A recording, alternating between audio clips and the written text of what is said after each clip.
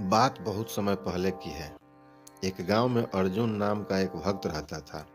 वह हनुमान जी का बड़ा उपासक था। वह नियमित रूप से हनुमान जी का भजन पूजन करता। पर हाल के दिनों में उसके जीवन में कुछ कष्ट बढ़ गए थे।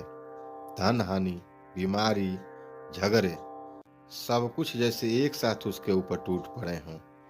गांव के कुछ विद्वान लोग कहने लगे, तुम पर शनि की साढ़े साती चल रही है।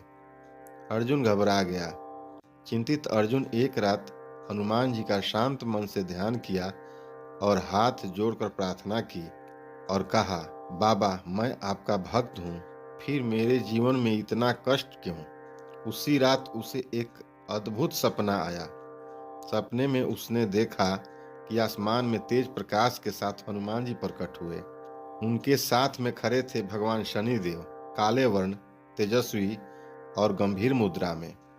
अर्जुन घबराकर पीछे हटने लगा, पर शनिदेव ने हाथ उठाकर कहा, डरो मत पुत्र, मैं किसी भक्त का अनावश्यक अहित नहीं करता। जो कष्ट मैं देता हूँ वह उसके जीवन को निखारने के लिए होता है।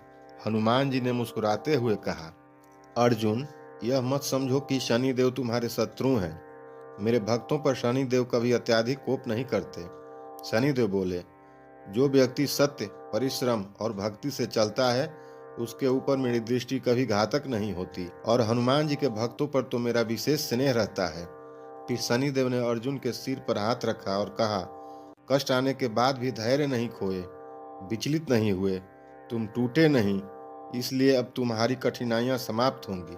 अगली सुबह अर्जुन की आंख खुली तो देखा घर में अद्भुत शांति थी। धीरे धीरे बीमार माँ ठीक होने लगी, व्यापार बढ़ने लगा और घर की कलह भी शांत हो गई। अर्जुन समझ गया, हनुमान जी की कृपा और शनिदेव की प्रशिक्षण दृष्टि, यही जीवन का सच्चा संतुलन है।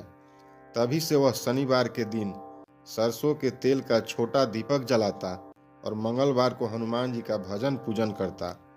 अब उसका जीवन बदल गया, क्योंकि उसने समझ लिया कि शनिदेव दंड नहीं देते, सुधारते हैं, और हनुमान जी भक्त की रक्षा करते हैं।